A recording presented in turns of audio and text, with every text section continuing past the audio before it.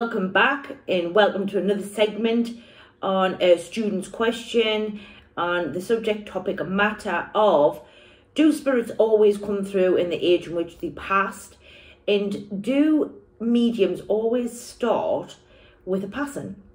I'm Danielle, better known as Danielle, the happy medium in the industry. Welcome to the channel. If this is the first time you're watching the video and you like what you see, come along, subscribe, have a watch of some of the content on the channel that may be for you. For those who are returning and are watching the next segment of the one on Tuesday, then thank you very much for that watch and thank you very much for joining me. And it's a pleasure to be back here talking. So I'm going to sort of dive into this one because it's got a couple of different sections to it. So let me break down the first section, then we'll take a look at that second section. So in essence, to the first question which was asked of me, do spirits always come through in the age in which that they passed? Yes, is the answer to that question. It's probably one of the most simplest ones that I can say to you that can categorically put that yes there straight away. And the reason being is because in mediumship, or when we're doing any kind of communication, what we call the spiritual intelligence is always at play. Now, spiritual intelligence is a couple of different elements, and I've done some sections on that in the YouTube channel. I had to think about that bit there. And I will add that to the video or to this video. Spiritual intelligence is ultimately understanding that that person has to come through at the age in which that they were when they passed, in order so that the sitter in front of you can understand that piece of evidence. Spiritual intelligence allows us to be able to produce evidence to prove that life continues after this life. After all, that's part of an element of communications. There is other part to communications, but that is one element, which is evidence that proves that life continues after this life. So it's paramount and probably very important to the spirit world to come forward at that age, so that when you as the medium or the instrument, depending on what word you want to use, a label there, can then produce that, so that that would get you a yes from the communicator, away from the person sitting in front of you. If they're producing themselves in a different age bracket, again, using the spiritual intelligence, there may be another element to that. Now, this again sits in the category of evidence. Sometimes people will produce themselves at a certain age to prove that when they've started to become unwell, when that specific piece of a memory or a specific time in their life, so i.e. maybe when dad had to leave a family setting and he wasn't there anymore, so he may produce his age there, or he may produce him as a younger version of him, so that ultimately, but there would be more evidence to clarify them particular pieces of evidence. They would, if they were trying to do the age in which that they passed, then they're gonna come forward at that age.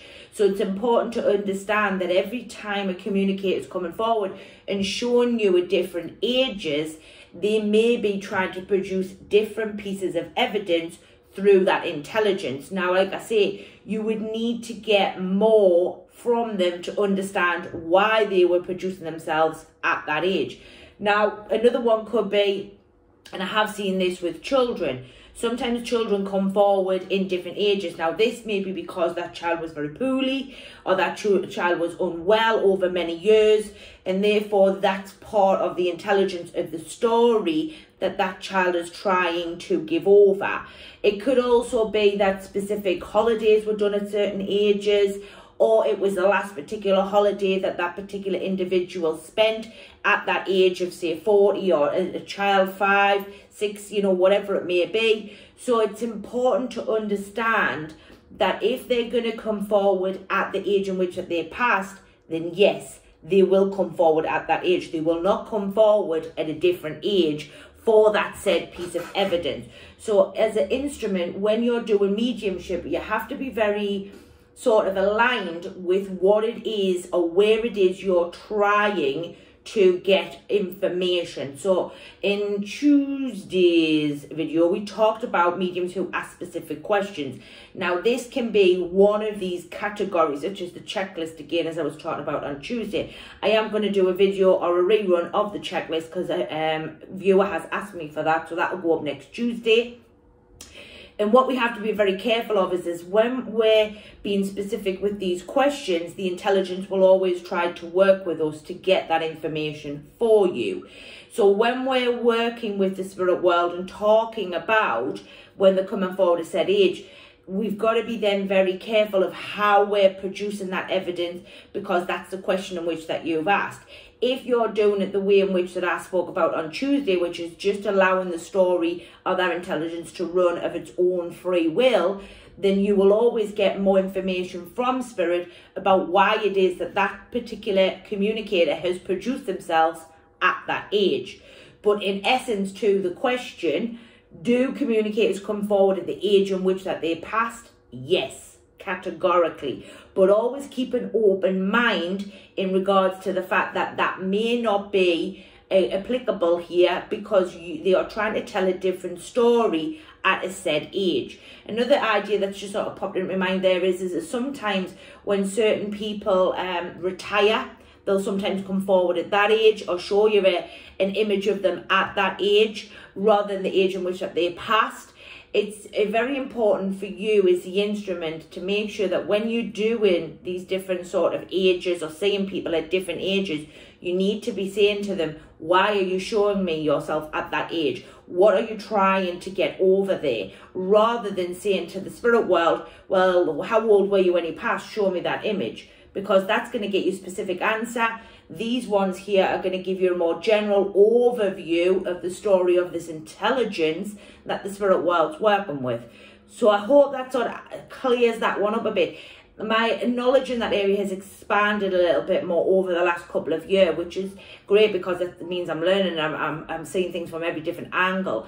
As a medium, you always need to be looking at everything from the bigger perspective, the limitless sort of mindset, so that you can get the very best from that intelligence as it's talking. I'd like to quickly look at the other element of this question, which was, do all mediums start with a passing? Now, again, leading into that checklist again. Checklist seems to be very, very prominent, I've got to be honest. What tends to happen is mediums who have learned what we call a set of setups. So what we've done is we've trained the mind to be set up in a said way. So some people start off with, and I have got a video and I'll add that one here, we'll start off in a specific area, passings, who the person is, names, whatever it may be. That's what I call your starting block. Now, are all communications going to want to start in that area? No, definitely not. Because ultimately, as you go on, that intelligence is going to want to talk about whatever it is that they want to talk about to start off. But I can understand where people are going with this one. As a newbie medium or somebody who's just starting out, there's still a lot of control there. People are wanting to keep a hold of the reins, as I call them. And every one of us want to find something that's going to work for us to get us kicked off in a communication, so that ultimately we're not failing, basically. So, but every communication isn't always going to start in a passing. And that is where the medium or the instrument, again, terminology, whatever it is that you sort of want to put in there, has trained the mind to start there. Now, the problem with this is, well, in the beginning, yes, it works and there's nothing wrong with it. Further down the line, it may cause you more problems than what it was first putting it in. And the reason being is as the mind accepts, opens up, starts to become more and more limitless and allowing the mind to be able to function, what could happen is you get a habit as a medium. Oh, well, I've always started with passings, so I must always start with passings. And what can happen there is this particular communicator who's come forward from the spirit world for the sitter sitting in front of you is going to turn around and go, well, I don't want to start there. Now, this could then fall back into the place of fear mode, panic, or, well, I'm not getting anything, I'm not picking anything up. I then will panic, drop the link from the spirit world, jump out on a psychic link, and you could then be doing that reading on that psychic link. or it could be that you are going to end up where you are dictating the communication rather than the spirit world delivering the communication. So I understand the concepts, and I've done a video on starting off, and sometimes when you are starting out as that medium, it's something that you will need or could need, or maybe because of the way the mind is set up, may need that little bit more help. What I would say is, don't get into that habit of always starting in one said place, or one piece of evidence is probably the better word I can use. Try to use a few different ones, so that what you're doing is you're adding in new concepts every time. So yes, start a couple on passings, then start a couple on names, then start, now this is development.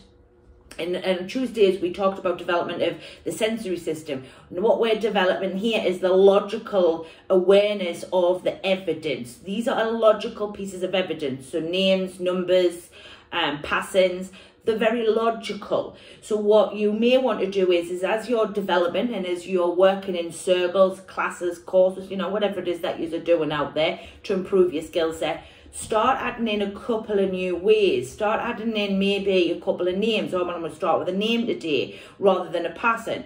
I'm going to start with some numbers today rather than this. And what you're saying to the mind is, it's okay to try new things. It's okay to deliver evidence in a different formulation.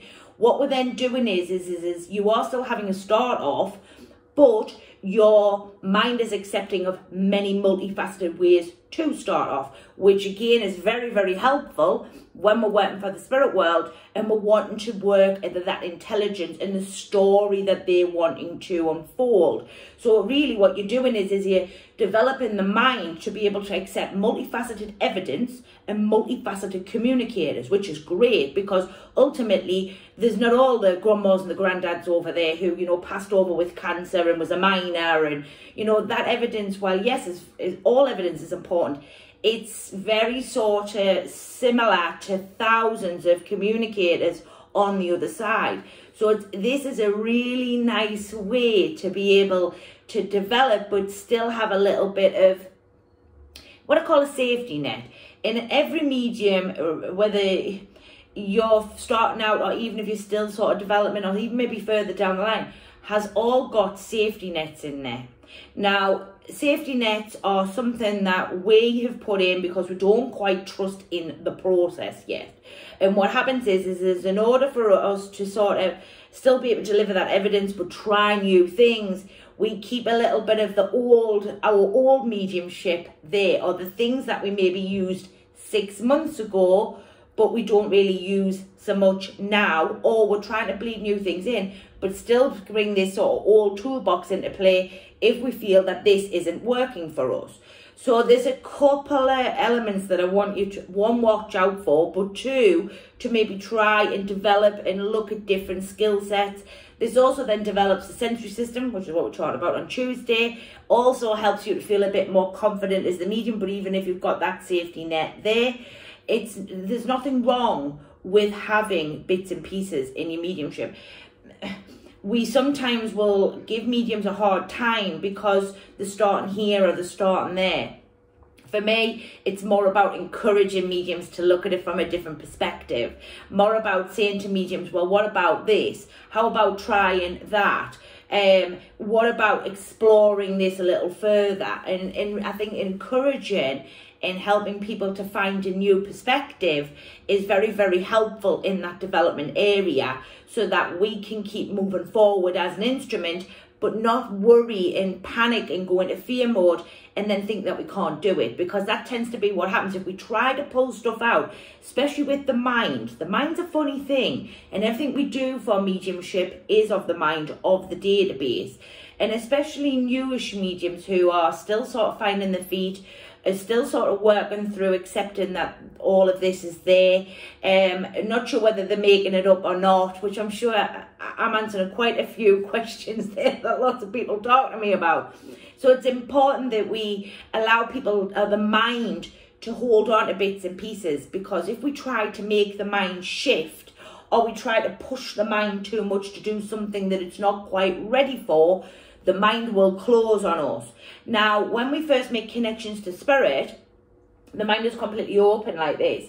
But as we don't use one of the set rituals or habits or, you know, checklist, the mind will close quite a bit like that. So that leaves about this much room left for the spirit world to get into that database in which that you're working with. If you're then panicked and worried about what other people are going to think, oh, that's a personal element of your development, you're going to close the mind for about this much. There ain't a lot of room there, if you know what I mean. So it's important to make sure that you don't try to push the mind too quick. Add some things in gently rather than trying to shove them in, going, oh, well, I'm going to have to do this and I'm going to have to do that. You don't have to do anything and you don't have to do that. Because if you're accepting and allowing in the back of the mind and try to just add a bit in here and a bit in there and go, oh, well, that works. Okay, I'll try a bit more of that. Or you may go, well, that doesn't quite work for me, but I'll go back to that another day. It's about making sure that you don't fear the mind, even if something doesn't work for you first time. Accept and say to yourself, oh, okay, well, we'll go back to that. There's no problem there. It's just we need a bit more time. Or the mind. It's not you that needs more time. It's the mind that needs more time. Probably a really good example of this is a lot of mediums do descriptions in mediumship, yet it doesn't really hold a great deal of what we call evidential weight, unless it's something like a birthmark, a tattoo, some kind of loss of a limb. These sort of acceptance away from the description of the flat cap and the blazer and the little grey-haired nana, you know, these types of things. But what can happen there is if that's all you've got to start off with and that's all you've been working with, and you try to add something else in, right, your mind will sort of, it'll look at it and go, oh, well, I'll try that. So let me give an example. That description versus a personality. Trying to bleed a personality in when you've always been doing descriptions is a little tougher. It's not you can't do it, it's just you understand this more than you do this. So the mind needs a bit more time to accept this in. And what happens is as the mind starts to accept this, it sort of pushes this to the back front, learns to develop this a little bit more in the areas of tattoos, loss of limbs and other things, and then changes it round. So you drop the descriptions of the little flat cap and adds it into what we call deep and indifferent evidence. Then you bring the personalities in, then you may start to bring in names. And then what happens is the personalities get deeper and the names you try. So these two things are still there. It's just that while you're trying the new thing, you can always fall back here if needs be. So it's about letting the mind do what it needs to do. In the beginning, it's not about hitting the button. And I've talked about this before and I'm probably going to talk about it again. We pressurize mediums massively to deliver. And for me, I think it's more about just getting going and building that communication rather than the evidence being so precise and accurate. That comes further down the line. I guarantee you of that. The accurate evidential mediumship that I see so freely put out there into the industry, it's there, it's coming. But you got to get this lot in place first. You got to get the mind accepted. The mind needs more time, especially if the mind is new and it's fresh and it's just trying to find its feet. Take the pressure off. You're meant to be having fun with mediumship. You're meant to be exploring. That's the whole purpose. It's a journey, you know. So try not to give yourselves a hard time out there. In regards to the two questions that was asked of me, and I am going to be putting some links in here to the channel for regards to the videos that I've talked about. One, make sure that if you are bringing through the communicator, they're coming through at the age in which that you've asked for. So if that's a question you've asked for, then that's what they're going to deliver. If they're showing up in different ages or different ways, explore that and say to the spirit world, what you're giving me that description at that age for, what you're trying to tell me there. Check it, explore it with the spirit world, expand on it before you deliver it. Also recognize that if you are starting all the time with a pattern in your mediumship, be mindful that you may be in a habit there, you may have a checklist in there, and you're playing it a little safe. Try adding something new in. This isn't going anywhere. Try exploring another what I call logical piece of evidence and seeing how that works for you. or I have a technique that I have in a class that I do, which is very helpful for these types of things. So it may be something that you may want to explore and do in classes and courses with me. It's entirely up to you, but I'm hoping that this video should give you a couple of helping hands there in order to get you up and on your feet. Or another question you could say at the Spirit World is, how can I help you today? What would you like me to talk about? And see where the mind goes and see if it opens the mind up more so that you can then explore your mediumship in other ways. Thank you very much for the question. One that I do hear quite a lot, I've got to be honest, my ideas and thoughts on the first section has changed a little bit over the years, but not completely. In some areas, but not in all. I thank you very much for watching the video. If you like the video, give it a like, share it around with friends. A live Q&A is coming up this Monday, which is the 9th at 7:30 UK time. If you want to come along and join me, I'd be very grateful to have you. I thank you very much for all your support on the channel and across Facebook and other platforms. It's a pleasure. It's a pleasure to be back. I've missed this actually. I forgot how much I missed it. Anyway, have a great day wherever you are in the world. Big kisses, big hugs from me and the Spirit World. Till next time. Bye for now.